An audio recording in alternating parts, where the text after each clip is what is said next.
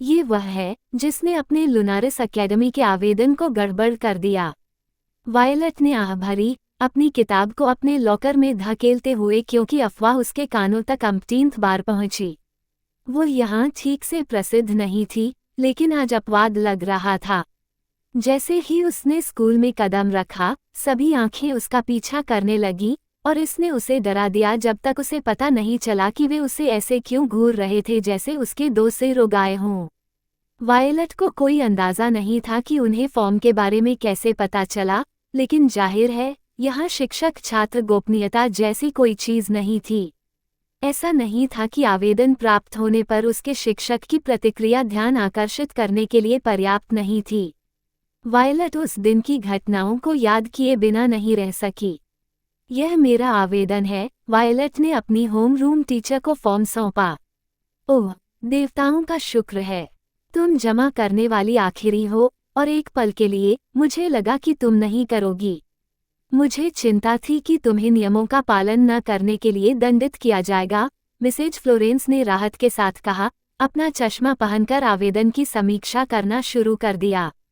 Violet ने अपने होठों को काट लिया, उसका दिल धड़क रहा था, ये जानते हुए कि यह केवल समय की बात थी। और मिसेज फ्लोरेंस निश्चित रूप से निराश नहीं हुई, क्योंकि वह अपने होठों पर एक शाप के साथ उठ खड़ी हुई। क्या बकवास! वह बीच में ही रुक गई। उसके गाल गर्म हो गए, जैसे आखिरकार उसे एहसास हुआ कि उसे एक छात्र के सामने शाप नहीं देना चाहिए। पहली बार वायलट ने अपनी शिक्षिका को अपना संयम खोते हुए देखा, क्योंकि उसने मान की, इसका क्या मतलब है? आपका क्या मतलब है, माँ? उसने मासूमियत से पूछा। मुझसे चालाकी मत करो, श्रीमती वायलट पर्पल, उसकी शिक्षिका ने जवाब दिया, उसकी आंखों से आग निकल रही थी। आपने विशेष कौशल के तहत क्या लिखा है? ओह, वह। वायलट ने अपने होठों को काट लिया, शर्म का नाटक करते हुए कहा, वह मेरी माँ का सुझाव था। क्या आपने हमें अपने माता पिता से मदद मांगने के लिए कहा था? वह उनका योगदान था। वायलट ने मिसेज फ्लोरेंस की ओर देखा, जो इस तरह से बेहोश होने वाली लग रही थी जिस तरह से उनके चेहरे से खून उतर गया था। वायलट को झूठ बोलने पर चिंतित महसूस करना चाहिए था, लेकिन उसने नहीं किया। बिल्कुल भी नहीं। इसके अलावा ये तकनीकी रूप से झूठ नहीं था। नैन्सी ने लगभग सुझाव दिया था कि वह नए स्कूल में एक लिंक चूसे, जिसमें उसे अभी तक प्रवेश नहीं मिला था, और एक बार वह फॉर्म जमा होने के बाद नहीं मिलेगा। एक शब्द में, वह मासूम थी। उसने केवल अपनी माँ की सलाह ली थी और उसे शब्दों में डाल दिया था। शाब्दिक रूप से, किस तरह की माँ ऐसा करती है? मिसेज फ्लोरेंस ने कहा, फिर गुस्से में वायलट की ओर देखा। और तुमने उसका सुझाव माना? वायलट ने कंधे उचका दिए।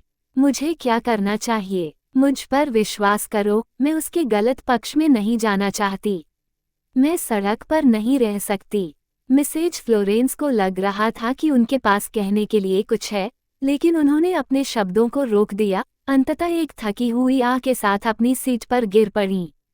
वायलट को बेचारी महिला को तनाव देने के लिए दोषी महसूस हुआ, लेकिन उसने इसे दिखाया नहीं। मिसेज फ्लोरेंस ने ऊपर देखा, कह रही थी, काश मैं तुम्हारी मदद कर पाती, वायलट, लेकिन इस गलती को सुधारने के लिए तुम्हारे लिए कोई अतिरिक्त फॉर्म नहीं है। वह रुक गई, जैसे स्थिति के लिए एक कठोर शब्द को रोक रही हो। लुनारिस एकेडमी अपने नियमों के प्रति बेहद सख्त है। प्रत्येक फॉर्म को वर्ष के लिए साइन अप करने के लिए आवश्यक छात्रों की संख्या के अनुसार सावधानीपूर्वक गिना जाता है और फिर किसी भी कदाचार के मामलों से बचने के लिए विभिन्न जिलों में भेजा जाता है। दुर्भाग्य से, मैं कोई अपवाद भी नहीं बना सकती। तुम कानूनी रूप से लुनारिस एकेडमी में आवेदन करने के लिए बाध्य हो। तो ये फॉर्म जैसा है वैसा ही भेजा जाएगा। वायलट अनकही सच्चाई सुन सकती थी। तुम्हें इस तरह के आवेदन के साथ लुनारिस एकेडमी में स्वीकार नहीं किया जाएगा। ठीक है, उसने कहा। ठीक है। मिसेज फ्लोरेंस ने पलकें झपकाईं, स्पष्ट रूप से हैरान थीं। आपने अभी अभी मुझसे कहा कि मेरे पास कोई अन्य विकल्प नहीं है। मैं और क्या कर सकती हूँ? मैं इसके लिए खुद को पीट नहीं सकती, वायलट ने सपाट स्वर में कहा। मिसेज फ्लोरेंस की निराशा स्पष्ट थी। उसने फिर से पूछने से पहले संकोच किया, क्या आप सुनिश्चित हैं कि आपकी माँ ने इसे भरा है? उठी हुई भान ने ये स्पष्ट कर दिया कि उसे अन्यथा संदेह था। ये वही उनका हस्ताक्षर है। मुझ पर विश्वास करो, उन्होंने इसे पढ़ा, वायलट ने सहजता से झूठ बोला। उस दिन के बाद नैन्सी ने फॉर्म की कोई परवाह नहीं की थी। अच्छा हुआ कि वायलट उसके हस्ताक्षर को छोड़ देने में अच्छी थी और सब कुछ अपने आप निपटा लिया। नैन्सी अगर जान जाती कि उसने क्या लिखा है तो वह भड़क जाती। उसकी माँ चाहती थी कि वह लुनारिस में जाए, जहाँ वह वायलट उसकी तरह ही वेश्यावृत्ति कर सकती थी, बस कक्षा के साथ। सिवाय इसके कि ऐसा नहीं हो रहा था। मिसेज फ्लोरेंस ने माता पिता के हस्ताक्षर वाले अनुभाग पर नजर डाली और आह भरी। उसे कोई शक नहीं था। अच्छा, ऐसा नहीं था कि वह किसी अपराध का दावा करने की कोशिश कर रही थी, लेकिन वायलट को अपनी हस्तकला पर गर्व था। मिसेज फ्लोरेंस ऐसी लग रही थी जैसे वह रोने वाली हो, उसकी आवाज़ दुख से नर्म थी। तुम जानती हो, वायलट, ये तुम्हारी चीज़ों को बदलने का मौका हो सकता था। मैं तुम्हारी माँ के पेशे का अपमान करने की कोशिश नहीं कर रही हूँ, लेकिन तुम बेहतर की हकदार हो। तुम्हें उसके नक्शे कदम पर चलने की ज़रूरत नहीं है। उसने अनुमान लगाया कि वायलट अपनी माँ के समान रास्ते पर जाने की योजना बना रही थी। काश उसे पता होता। ईमानदारी से कहूँ तो अपनी शिक्षिका की चिंता से वायलट के अंदर कुछ हलचल हुई। दुर्भाग्य से बस इतना ही था और कुछ नहीं। उसने कड़ी मेहनत से सीखा था कि लोगों की सहानुभूति उसे कभी कहीं नहीं ले जाती थी। विश्वास एक विलासिता थी जिसे वह वहन नहीं कर सकती थी, और किसी और पर भरोसा करना सवाल ही नहीं उठता। मिसेज फ्लोरेंस ने सोचा कि यह उसके जीवन को बदलने का मौका था। काश उसे पता होता कि लुनारिस एकेडमी में न जाकर उसने एक बदतर भाग्य से परहेज किया था। वह अपनी माँ की बेटी नहीं थी, और उसे किसी राजकुमार की जरूरत नहीं थी जो उसे बचाने के लिए आता। लुनारिस की तस्वीर से बाहर होने के साथ उसकी योजना सरल थी। एक बार हाई स्कूल खत्म हो जाने के बाद वह अपनी माँ के ट्रेलर को पीछे छोड़ देगी। निश्चित रूप से विश्वविद्यालय में मौका के बिना एक प्रतिष्ठित नौकरी ढूंढना कठिन होगा, लेकिन वह इसे काम कर देगी। एक बात निश्चित थी, वेश्यावृत्ति कभी भी एक विकल्प नहीं होने वाली थी। उसने मन बना लिया था। क्या अब मैं जा सकती हूँ? वायलट ने पूछा। उसकी अधीरता स्पष्ट थी क्योंकि उसने अन्य शिक्षकों की आंखों को उस पर देखा। वह जानती थी कि वे बातचीत पर कान लगाए हुए थे। ये शिक्षकों का कमरा था आखिरकार। यहाँ गोपनीयता मौजूद नहीं थी। तुम जा सकती हो, मिसेज फ्लोरेंस ने धीरे से जवाब दिया, हालांकि उसकी आंखों में दयालुता किसी भी शब्द से ज्यादा चुभ रही थी। यह एक ऐसी नज़र थी जिसे वायलट जानती थी कि वह जल्द ही नहीं भूलेगी जब वह मुड़ी और बाहर चली गई। वर्तमान में वापस, वायलट ने अपने मंदिर के किनारे को रगड़ा, जहां उसे दिल में दर्द महसूस हो रहा था। पिछली रात उसे पर्याप्त नींद नहीं मिली थी, तब नहीं जब वह अपने छोटे, कठोर बिस्तर पर करवटें बदलती रही थी। वह अभी भी नैन्सी से बात नहीं कर रही थी, उसके विश्वासघात के बाद नहीं। दुर्भाग्य से उसके दुखद जीवन के लिए वह और नैन्सी ट्रेलर में एक ही तंग कमरे में रहती थी, जिसका मतलब था कि उसने अपनी माँ के सिर के पीछे घूरते हुए बिताया था। ऐसा नहीं था कि नैन्सी को परवाह थी, वो उसके मौन उपचार से अप्रभावित रही। और यही बात वायलट को सबसे ज्यादा गुस्सा दिलाती थी, उसका पश्चातापहीन स्वभाव। पब फ्यूचर द्वारा विज्ञापन, वायलट पर्पल। वायलट ने सोचा कि उसने अपना नाम पुकारा जा रहा है, लेकिन यह उसकी कल्पना का एक अंश लग रहा था जब तक कि उसने इसे फिर से नहीं सुना, इस बार और स्पष्टता के साथ। fevbinovel.com। वायलट पर्पल, तुम्हें प्रिंसिपल के कार्यालय में बुलाया गया है। आवाज गलियारे के स्पीकरों से आई। ओ भाड़ में जाओ, वायलट ने अपनी सांस रोककर शाप दिया, अपने लॉकर को धड़ाम से बंद करते हुए।